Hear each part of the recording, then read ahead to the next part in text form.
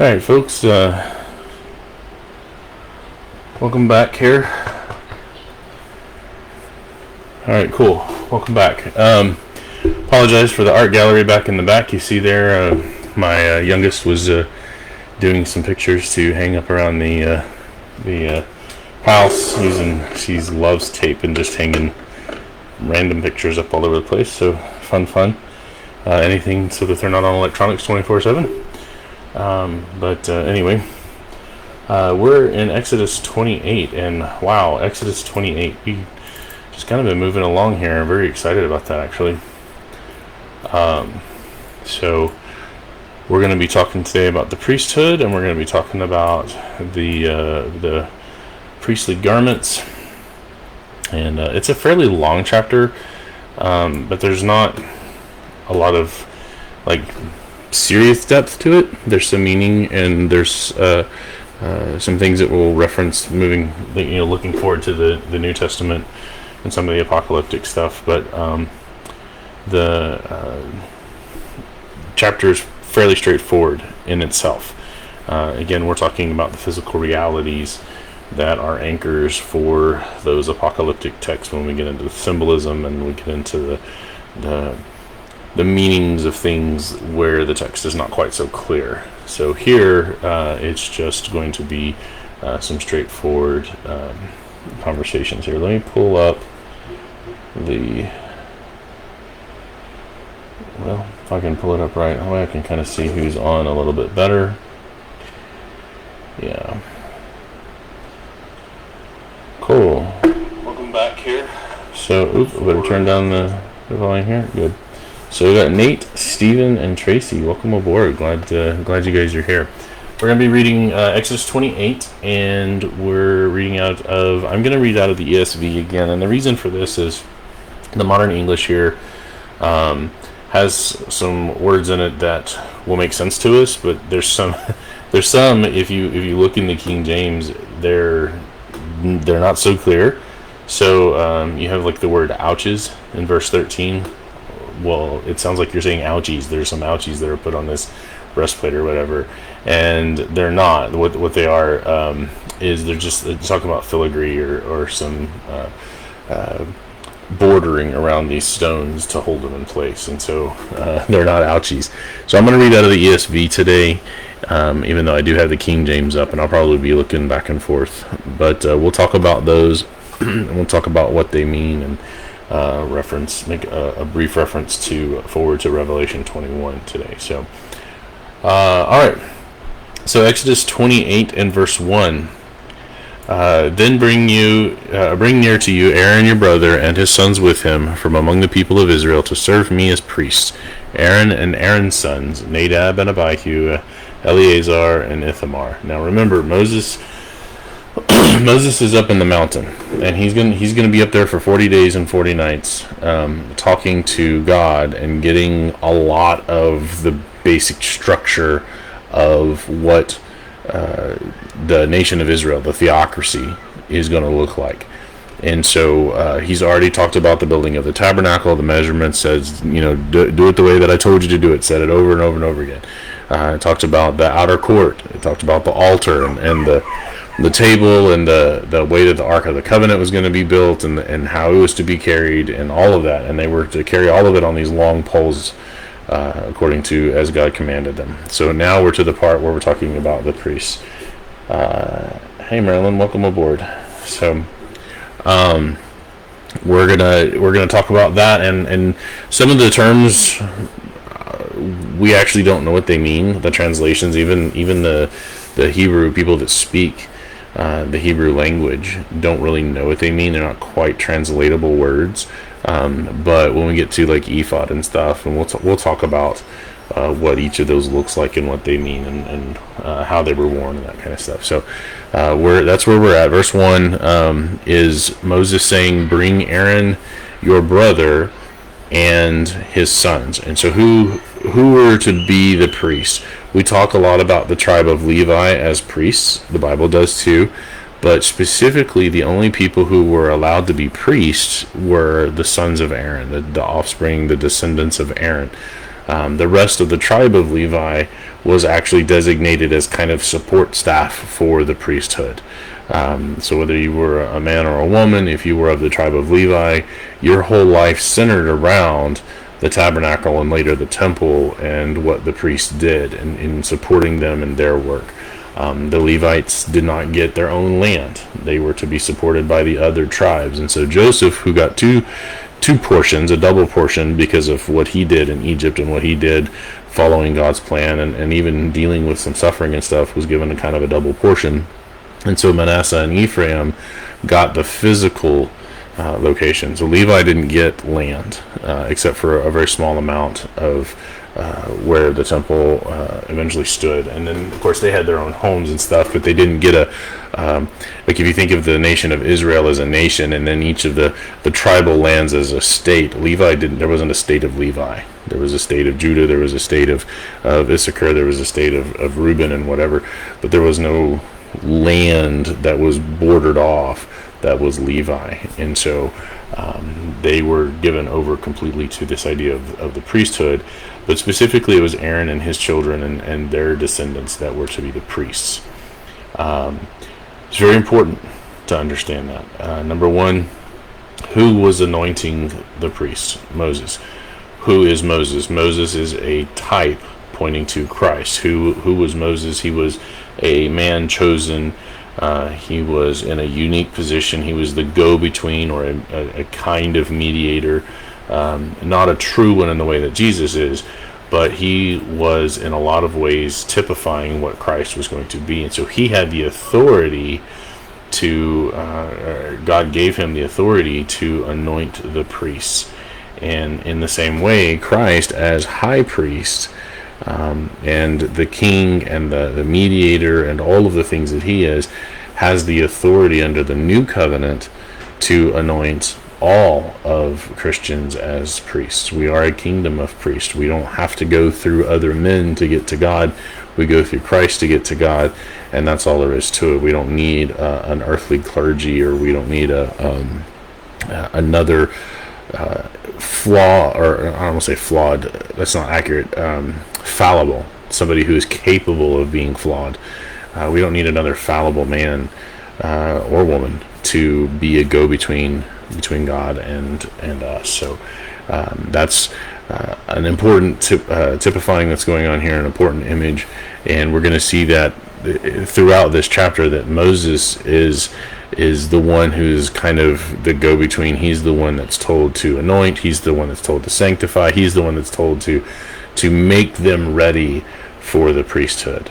And because Moses is typifying Christ, we see that the antitype, Christ, the thing pointed to, which is Christ, does the same thing. He's the one that sanctifies us. He's the one that makes us ready for the priesthood, the role that we fill under the New Testament.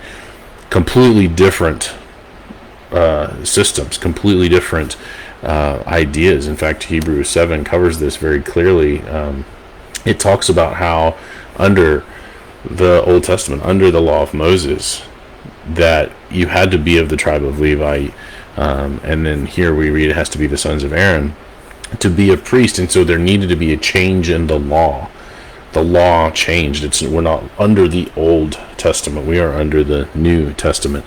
And that one of the big reasons for the change in law, why there had to be a new law, was because Jesus was of the tribe of Judah. Physically, under the theocracy of Israel, Jesus could not have been a priest. He could not have fulfilled the role because he was not descended from Aaron. He wasn't descended from Moses, who was also of the tribe of Levi. He was not descended from them. And in the Old Testament, the physical genetics, the genealogy mattered. Under the New Testament, your physical self doesn't matter. Your physical heritage, your physical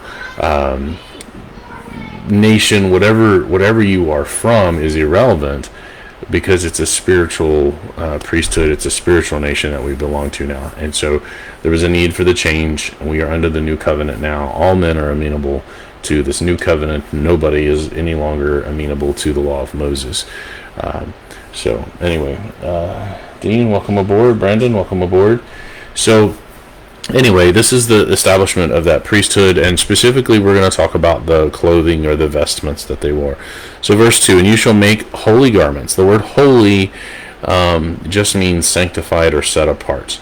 It's an idea of being purified or cleansed, or something that is special as opposed to common. The opposite of holy is not evil. The opposite of holy is common, or unclean, or unseparated, or just regular, or maybe dirty, or something along those lines. So, excuse my dog. He's been freaking out because of the fireworks the last few days, and so he's a little hyper right now. So these garments were to be sanctified. They were to be ritually cleansed and made something special for the priest to wear. And so specifically, we're going to talk about what the high priest is going to wear. He says, you shall make holy garments for Aaron your brother, for glory and for beauty. So Aaron was going to be the high priest. It was important to understand that this was what he was going to wear. You shall speak to all the skillful who what is going on? I have weird colors. Oh, never mind. My daughter thinks that it's fun to call me while I'm on the video. But anyway, says, you shall speak to all the skillful whom I have filled with a spirit of skill, that they make Aaron's garments to consecrate him for my priesthood. And so you're going to have these skilled people that God was going to imbue with skill. He was going to give them all that they needed in terms of skill to make the things that he said to make. So they would be able to complete the assignment that God has given them. And that's true of God throughout all time. That God never asks anything beyond which we are able to do. So when things seem hard, or when the work that we have as a Christian, evangelizing the world, seems difficult, or when dealing with a particular trial seems overly just overwhelming, really, then we know that we can handle it. We know that God, by design, has made us to weather any storm. But we do that by following him. We do that by putting our faith in him, by doing the things that he has said, doing it his way. And so when something comes up that's just incredibly hard to deal with, we find our peace and we find our center in God and Christ. And we can only do that if we're doing it God's way. If we try to do it our own way, you might as it's a stone thrown into the ocean. You're going to sink, and it's going to be awful. So, but here God gives the skills to those who are going to make the garments, and then Moses was going to consecrate Aaron for the priesthood. So verse 4, these are the garments, and they shall make a breastpiece, an ephod, I'll talk about what that is in a second, a robe, and a coat of checkered work, a turban, and a sash. So these are the pieces of clothing that he was going to have to wear. A breastpiece, let's talk about the ephod first. The ephod, I liken it to kind of like an apron, but it wasn't. It was more like a ceremonial piece of armor. So it had thick straps that went over the shoulder, and there was cloth that went all the way down and covered the complete torso and hung down a little bit below to about mid-thigh. And then it had, it would strap around the back. Okay, and so this was cloth, and we're going to read about the colors that it was made out of, the cloth that was made out of. And then on that was going to be sewn this breastpiece of justice. And then on that breastpiece, we're going to have, it's made of metal, and we're going to have stones put in it that have certain meanings and whatever. And then there was going to be an outer robe for him to wear, and then a coat or a kind of a shirt to wear underneath. And then a turban and a sash. And then it even talks about the undergarments. They were actually made, the King James calls them breeches. We call them shorts today. The ESV calls them undergarments, but that's not actually an accurate translation. But the priest of the Old Testament actually wore like a short sleeve shirt. Then they wore the ephod with a breast piece on it, and then they wore an open robe over that, and then they wore shorts and a sandal. I remember growing up back in the late 20th century, there was a lot of to do over could you wear shorts or not. Could a Christian wear shorts? And I know that there are some religions today that say that you have to wear long pants and stuff. And in Romans 14 fashion, for those people, I'm not saying you shouldn't. I'm saying you should wear what you're comfortable wearing. I'm saying you should wear what your conscience will allow you to wear. So I'm not trying to convince anybody to change here. But there was a lot of condemning that would go around about, well, you can't wear anything unless it's 2 inches below the knee, or you can't wear it unless it's at the knee or 2 inches above the knee or whatever. And of course, as a teacher, I deal with these things when we talk about dress code as well.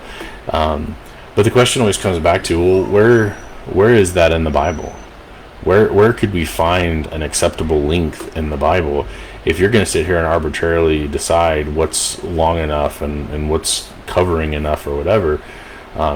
You got to speak where the Bible speaks. You got to find something. Of course, we're into the New Testament. The New Testament doesn't actually say. But if we want to talk about definitions of words, the Old Testament's actually a pretty good place to go for definitions of words.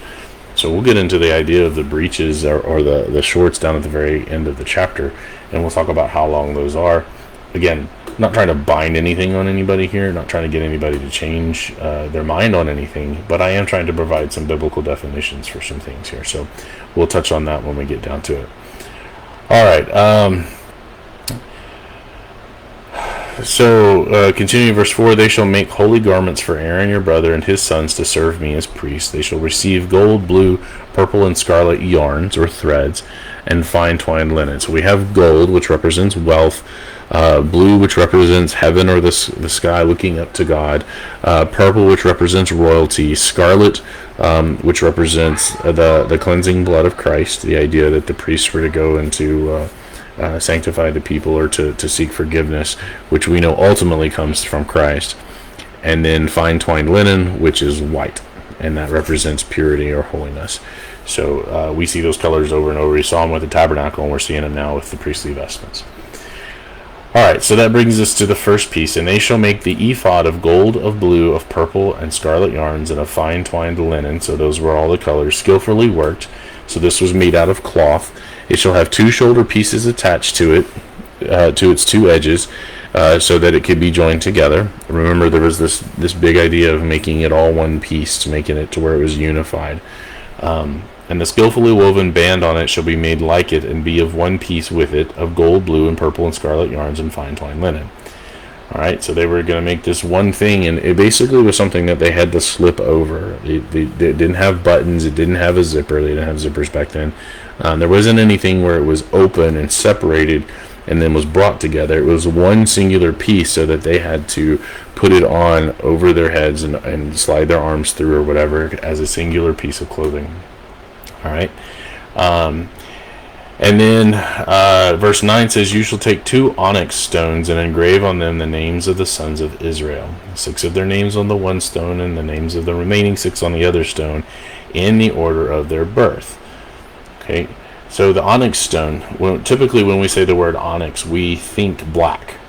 And onyx is typically black. And a lot of literature, it is a black stone in a lot of places, but the reality is the onyx stone actually ranges from black all the way to white. There's smoky grays.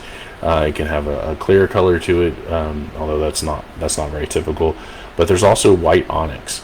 And so, as I understand it, these onyx stones were white, so that the names of the 6, the 6 and the 6 could be written on them and be seen, because the black would have not allowed the writing to be legible. And so these stones were white, and it was supposed to show the holiness of the people. These were a separate people, a holy people that God had separated out from the world for a specific purpose, which was to fulfill the promise to Abraham to bring the Messiah into the world and bless all of the world. And so there was this idea of these white stones with the names of all of the 12 tribes. We'll see more about that here in just a minute. And then in verse 11 it says, as a jeweler engraves signets, so shall you engrave the 2 stones with the names of the sons of Israel. You shall enclose them in settings of gold, and you shall set the 2 stones on the, so they had this gold filigree around them to hold them onto these 2 places here at the top of the ephod. And you shall enclose them in settings of gold filigree, and you shall set the 2 stones on the shoulder pieces of the ephod as the stones of remembrance for the sons of Israel. Now, they weren't up here on top. Then when it says the shoulders, it's right here in the front, kind of facing, because it was supposed to face God as Aaron was in the Holy of Holies. And Aaron shall bear their names before Jehovah on his 2 shoulders for remembrance. You shall make settings of gold filigree and 2 chains of pure gold, twisted like cords, and you shall attach the corded chains to the settings. Okay, so they have these gold chains.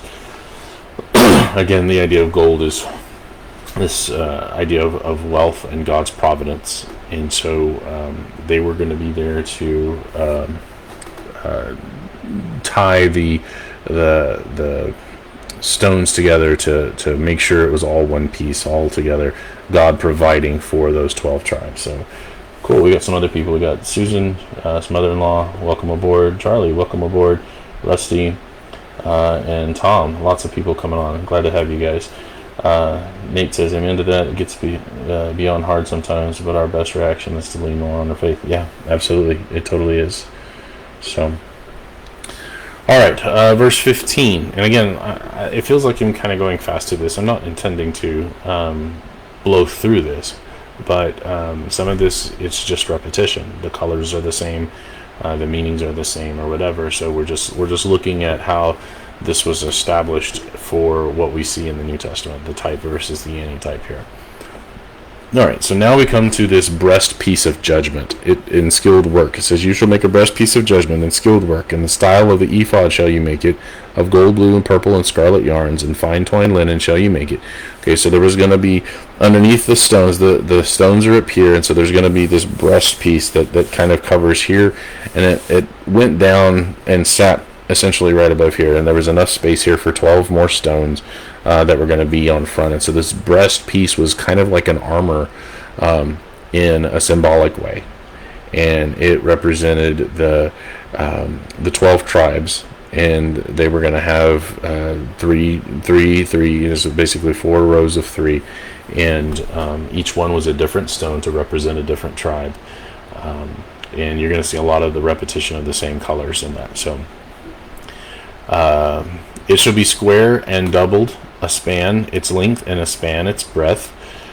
So a span is, if you take your hand and you spread it out, my hands are kind of small, but if you take your hand and you spread it out and you go from thumb all the way over to here, so it would go from about here, probably about like this, down to just about the top of the stomach area here, and then it would be a span wide, so it would cover the most of the chest. It's basically this square thing on here that was going to have those 12 stones on it. And you shall set in it 4 rows of stones, a row of sardius, topaz, and carbuncle, and I'll come back to what these stones mean here in just a minute. Shall be the first row, the second row an emerald, a sapphire, and a diamond, the third row jacinth, an agate, and an amethyst, the fourth row a beryl, an onyx, and a jasper, and they shall be set in gold filigree. So you have this red and this blue and this purple cloth background, but then you have these stones that were tied to it with golden filigree. So verse 21 says, there shall be 12 stones, and with their names according to the names of the sons of Israel. They shall be like signets, each engraved with its name for the 12 tribes. So you have here 2 onyx stones that had the names of the tribes, and then here you had the 12 individual tribes represented, each by their own stone with their name engraved on it. Okay, so I wanted to talk about these individually. So the first one is the sardius stone, or sometimes called sardonyx, or even ruby. It's a red translucent stone. It was smooth, and it represented Reuben. And I don't want to get beyond identifying what the stones were and what brother they went with yet, because the Bible doesn't quite yet. We come to those meanings later on. Like, what we could talk about, well, why was Reuben red? Well, Reuben because of some of the things that he did. But the Bible doesn't actually come out and talk about that just yet. And so I don't want to jump the gun here and get ahead of myself. The Bible needs to interpret itself. So all right, The next one is topaz. Topaz is typically golden. It can be a light greenish yellow color, but it's typically golden, clear. It's a faceted stone. It's not a smooth, rounded stone. And it stood for Simeon. And then in the King James and in the ESV, it says carbuncle. There's different thoughts as to what that means, but it's a red stone. It's also translucent. It means you can see a light through it a little bit, but it's kind of foggy.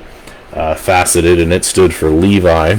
And you could probably guess what the red and Levi really stands for there. The next one in the next row is emerald. It's obviously green and clear and faceted. This stands for Judah.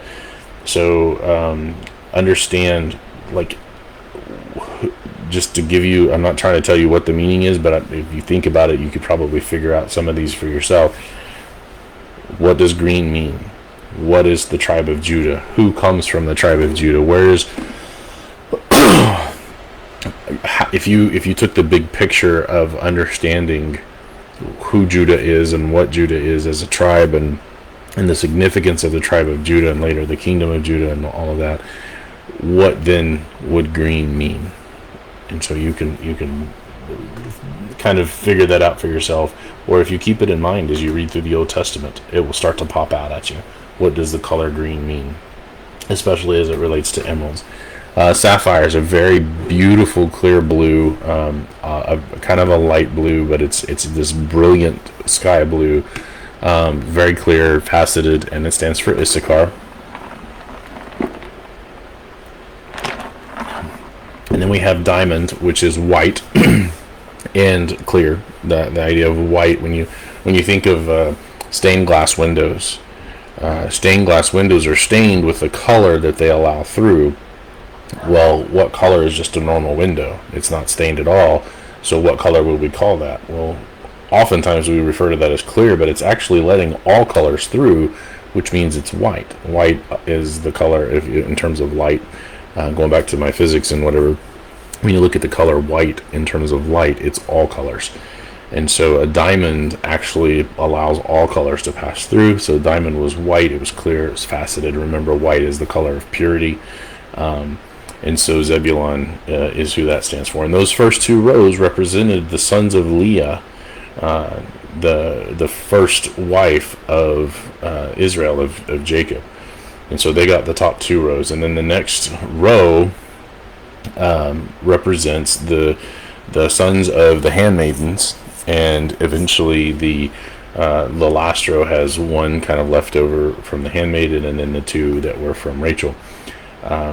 So the next row here is, it's called Ligur, or sometimes people think that this is lapis lazuli. It's a blue translucent gem, also faceted. It stands for Dan. An agate, which is a red solid colored stone. It's smooth, stands for Naphtali. Amethyst is purple. It's translucent. My daughter actually found an amethyst ore. It was broken in half, but inside of it you could see all the amethyst stone inside. It was very beautiful. I should have brought it up here so I could show you, but it's this beautiful light purple color. It's also faceted and smooth. Let's see here. No, I'm sorry, faceted stone. Like you cut it out and looks like a diamond. It's going to have the faces on it or whatever. And that stands for Gad. So, kids are active today. They keep sending me messages. So, all right. So the last row is the beryl, the onyx, and the jasper. The beryl is a sea green or kind of a teal translucent gem. It's faceted as well. It stands for Asher. And so those were the sons of the handmaidens that Jacob took. That were, one was to Leah, the handmaiden for Leah, and the handmaiden for Rachel. And remember, Rachel did not have any kids, was barren or whatever, and so she's like, here, take my handmaiden and get me a child from her. And so I guess that was a thing that they did back at that time, and so that's what we end up having. And then Leah saw that happen, and so she did the same thing with her handmaiden, because apparently she wasn't having any more kids. And so there was this big jealousy thing that went on for a while, and you ended up with 4 more boys that were born of that. Also, remember there was a sister.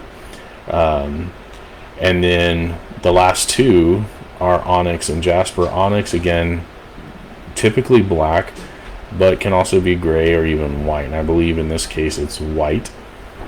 Anyway, oh, thank you. You did bring it. Yeah, this is awesome. So this is the stone that my daughter found. You can see the purple. I love this color purple in here. It's this kind of light, and you can see it's translucent. It's not. Let's see, get the light on here. It's not. You can't see through it like you would through a diamond or whatever. You can't see images or anything, but the light will shine through it a little bit. But this is the amethyst stone. The amethyst is what represented Gad. But very, very pretty. So anyway, the onyx stone is, I believe in this case, was a white stone to represent Joseph. And it's solid. As a white stone or as a black stone, it's solid. As a gray stone, it actually becomes translucent. But I think in this case it was white, and this represented Joseph. Now note, this represents Joseph, not the half-tribes of Ephraim and Manasseh. And that's important because here in the priesthood, and later on when we get into Revelation, which I'm about to talk about, it's the same thing. You see the same stones. And so we can talk about what that means here in just a second. And then the last one is jasper, which is kind of a reddish brown color. Some people might call it burnt Sinai or something like that. I remember when I had the 96 crayons, the big box of crayons that everybody was wanting. You had a color in there called was it burnt Sinai or burnt sienna? I can't remember at that time, but it was kind of this reddish brown mud color, and it's a smooth, solid color. And so the stone was a smooth stone, and it represents the hey Jeremy, it represents the tribe of Benjamin. So those are the 12 stones that you had on this breast piece, not a breastplate, a breast piece of judgment.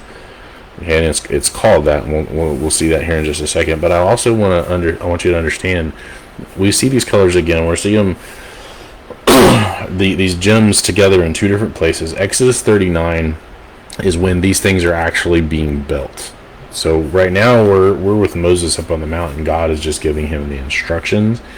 We see all this repeated when it actually gets done. It's recorded when it's presented, and it's recorded again when it's actually done, because Moses is showing that everything was done the way that God said to do it in the mount. So we'll see them again as literal things in Exodus 39, but we're also going to see in Revelation 21 these same stones on the city of God. And there's a lot of confusion about what the city of God is about. I don't want to get too much into it, but understand, according to Hebrews chapter 12, verses 22 and 23, the city of God, the New Jerusalem. Revelation 21 calls it the heavenly Jerusalem. Galatians 4 talks about the city that is above, the Jerusalem that is above. All of these are representative of the church, not heaven. Okay, representative of the church, not heaven. You get into earlier in the book of Revelation, it talks about the 12,000 from each of the tribes, representing the Israelites that turned to Christ rather than facing destruction. When the Jewish state was ended by the Roman army, they actually became Christians and avoided that destruction, and so they are represented in that 144,000. But then you have over in Revelation 21, you have these stones representing the new Israel, and it doesn't mean that we're all sorted into these 12 tribes. That's not what is meant by this, but the idea is that these are stones of judgment, and the judgment against the church of the first century, the Christians who had weathered all of the persecution at the hands of the Jews, because the Jews were the number one persecutor, not the Romans. But they had been judged and found faithful, and that's what those stones ultimately mean at that point. It's like the parable of the talents. When the master comes back, the man with 5 talents made 5 more talents. He was judged, but he was judged faithful and given a lot of extra responsibilities. The man with 3 talents made 3 more, was judged faithful. And so there's this idea of judgment that takes place. Judgment is not just against somebody for doing wrong, but judgment can also be favorable for doing what's right. Excuse me. The throat is very dry today for some reason. But when we see here in Exodus, this breastplate of judgment is because God wants his people to be holy. He wants to have a good judgment against them. And so what happens is the high priest would go into the Holy of Holies with the names of the 12 tribes on him twice. God would see that when the priest came in, and the priest was able to make atonement for his people for another year, and so God's wrath would be stayed, and so there was a beneficial or a positive judgment here, and that's why we see it again in Revelation for the church. It was a positive, good judgment, not necessarily a wrathful decision against them for doing evil. So, all right.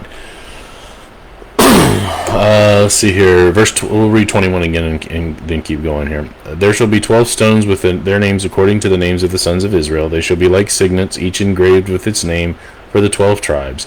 You shall make for the breastpiece twisted chains like cords of pure gold. And you shall make for the breastpiece 2 rings of gold, and put the 2 rings on the 2 edges of the breastpiece. So they were going to put these rings here so that the breastpiece could hang down, wherever it was at, could hang down from the ephod and be a part of the vestment itself. And you shall put the 2 cords of gold in the 2 rings at the edges of the breastpiece. The 2 ends of the 2 cords you shall attach to the 2 settings of filigree, and so attach it in front to the shoulder pieces of the ephod. So they was going to be attached to where those 2 onyx stones up here were. The piece up here had the filigree that connected everything, and then you had the 2 rings tied by these golden cords to the shoulder pieces. Let's see here. Verse 26, you shall make 2 rings of gold and put them at the 2 ends of the breastpiece on its inside edge next to the ephod. And you shall make 2 rings of gold and attach them to the front to the lower part of the 2 shoulder pieces of the ephod at its seam above the skillfully woven band of the ephod. So it was going to be tied to the shoulder pieces. The breast piece was going to be tied to the shoulder pieces and also to the ephod, which was the overall kind of apron or vest or whatever you want to call it that went around the body and was the priestly vestment. And this was worn on the outside of like the underclothes and stuff. All right. And then verse 28, and they shall bind the breastpiece by its rings to the ring of the ephod with a lace of blue, so that it might lie on the skillfully woven band of the ephod, so that the breastpiece shall not come loose from the ephod. Again, unity. That color blue, we've already talked about, is the color of heaven, is the color of God. So this is God binding the people to himself. So Aaron shall bear the names of the sons of Israel in the breastpiece of judgment on his heart when he goes into the holy place to bring them to regular remembrance before Jehovah. That was the purpose of it. Okay, it was symbolic, it was ceremonial. God obviously isn't going to forget anything, but it was for the Israelites.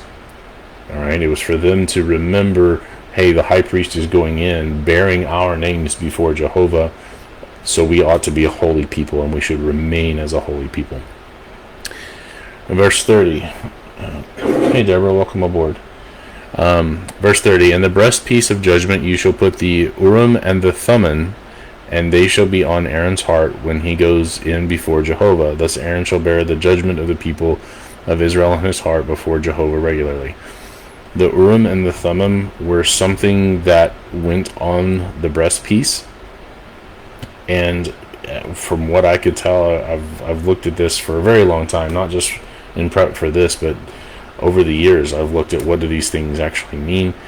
Nobody seems to really know what these things were. They were just like some kind of an emblem or some kind of an attachment to the breastpiece that were they were part of the idea of judgment, of justice, of God's nature as it tied to the Israelite nation. Now I know that there are other religions out there. The Mormons think they have an idea of what the Urim and the Thummim are, and I don't see any evidence of that.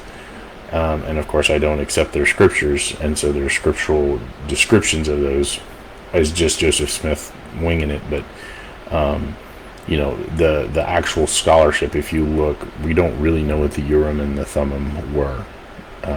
So if you have an idea, if you have something from scripture that can explain that better than what I've got so far in my head, then please post that up. I would love to explore it. All right, so they shall be on Aaron's heart when he goes in before the Lord, or before Jehovah. Thus Aaron shall bear the judgment of the people of Israel on his heart before Jehovah regularly. All right, and then we keep moving. Verse 31, you shall make the robe of the ephod all blue. So they had to wear a blue robe. It shall have an opening for the head in the middle of it, with woven binding around the opening, like the opening in a garment, so that it may not tear. So they were supposed to have this, the robe was supposed to come around here, and it was supposed to be woven together so you could slide your head through it. There wasn't supposed to be a clasp or a button or anything on it. And then it says, on its hem you shall make pomegranates of blue and purple and scarlet yarns around its hem, with bells of gold between them. So they were going to have alternating pomegranates. Pomegranate, of course, is a fruit of blue and purple, alternating. And then in between each of those, they were going to have these little golden bells.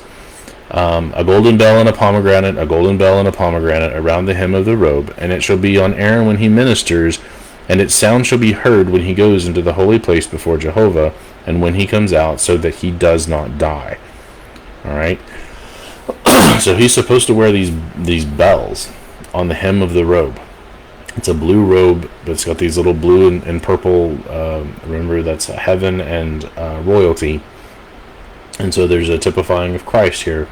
And then these golden bells to serve as kind of a warning or a reminder. Obviously, again, not for God, but symbolically. There was a ceremonial idea here of reminding the high priest, I'm coming before God, I'm bearing sins, it's worthy of death. And since I bear the sins of the whole nation, that's a lot of being worthy of death.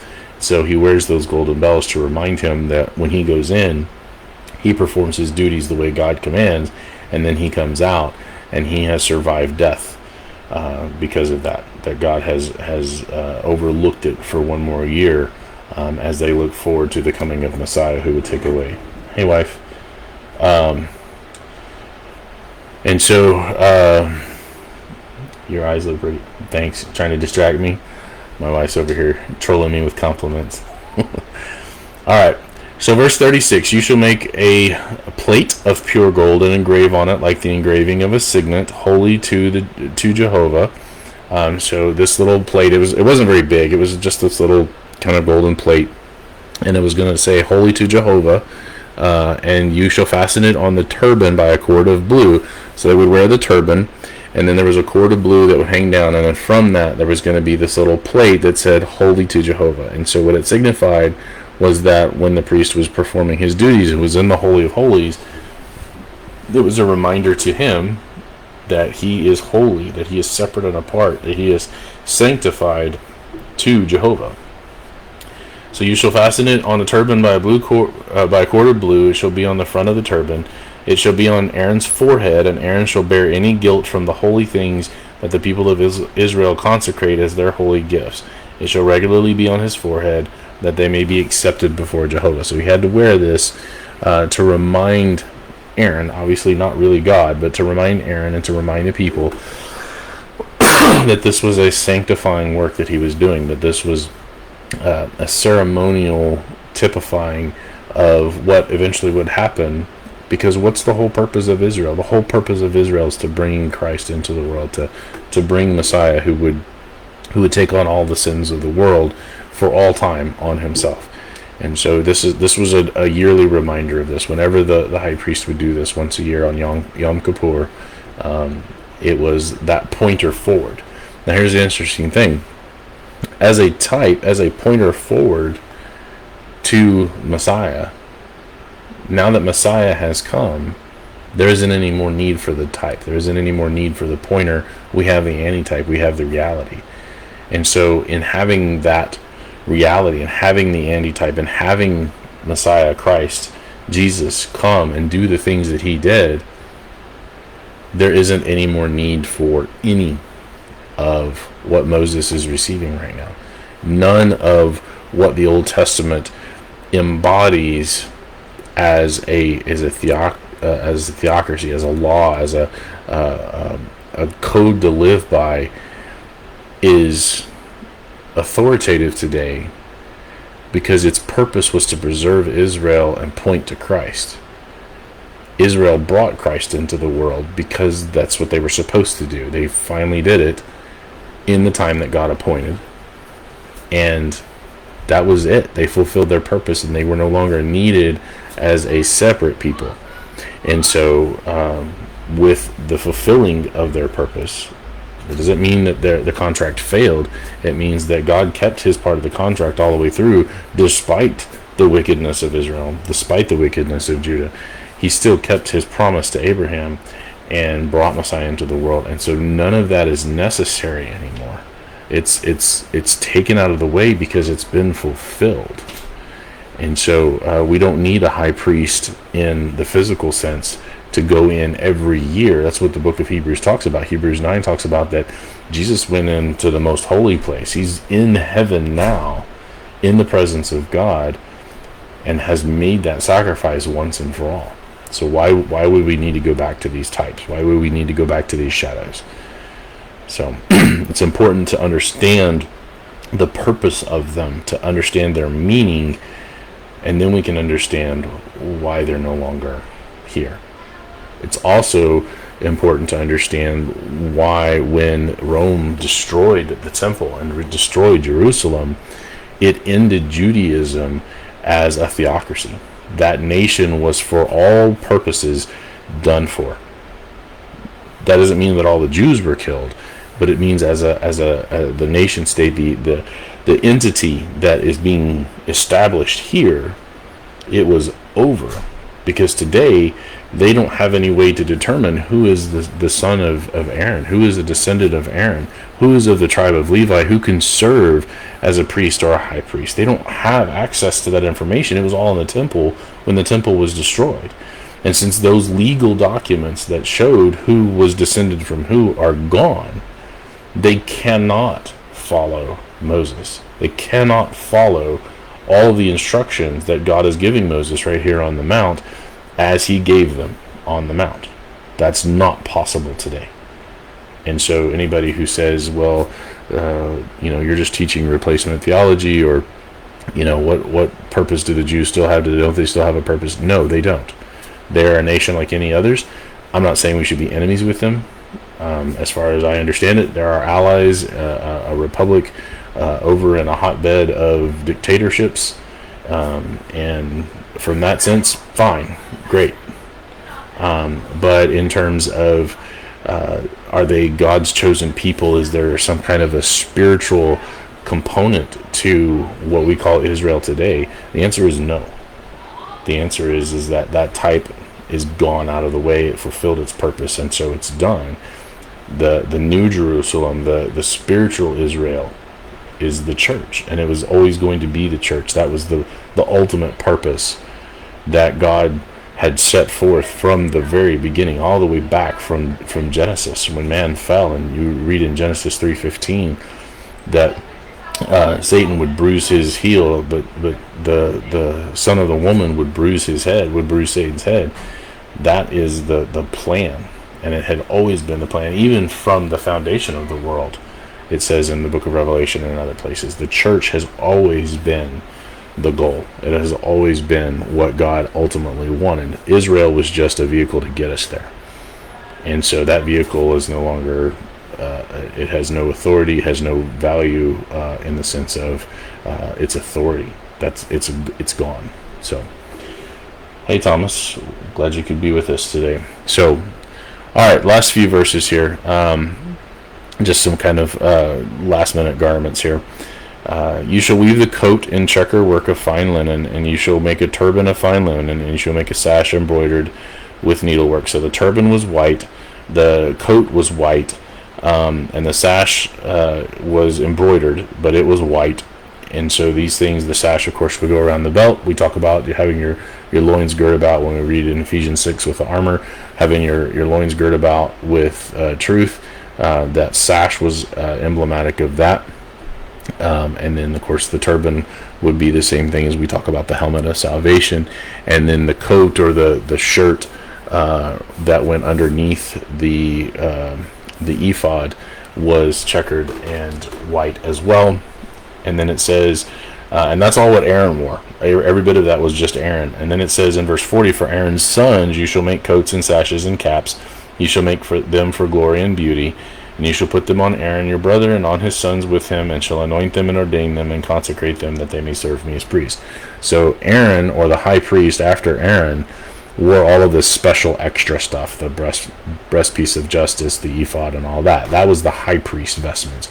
But then all of the priests were to have these coats and these sashes and these caps, which were not the big turban thing. There's just the cap, and were going to be made essentially with the same colors, mostly white. Verse 42, you shall make for them linen undergarments to cover their naked flesh. They shall reach from the hips to the thighs. The King James here says breeches.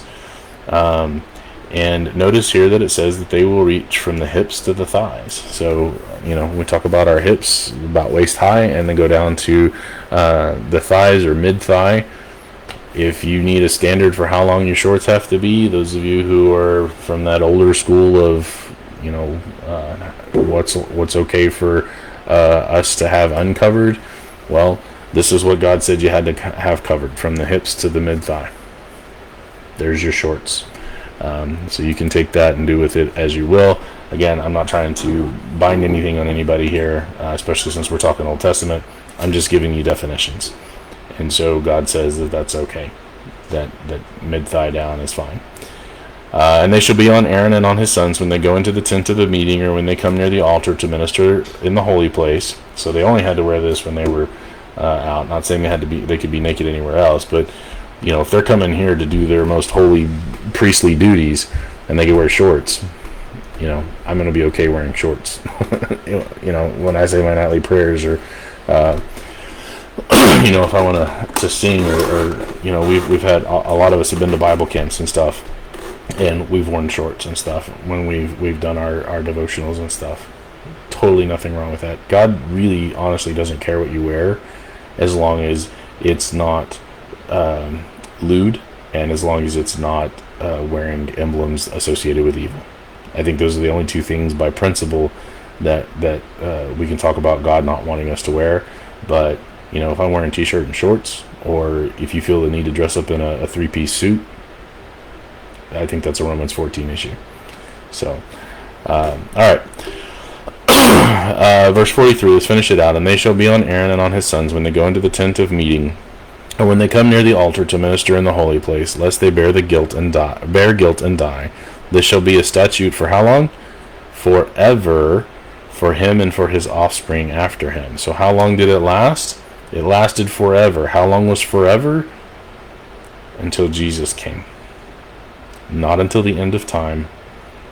It was supposed to last until Jesus came. We read that in the book of Hebrews, that there was a changing of the law when Jesus came, and when he was crucified on the cross, and he was resurrected and went into heaven. He sat down on his throne. He became king of his kingdom, which is the church. He became high priest, and that's when this particular forever ended. So that's all I got for this one. I'm going to get back to the kids. I got to cook some dinner and stuff. Thank you guys for joining. I'm going to have this up on YouTube eventually with all the other videos I haven't got to yet. Excuse me. But I really appreciate you being here. If you've missed any of them, you can go to my YouTube channel, Swordmaster Publications. I've also got a Facebook page. You're welcome to like that. If you got something good out of this, and you think others would get something good out of it, please share. And thank you for your comments, especially you, wife, talking about my pretty eyes.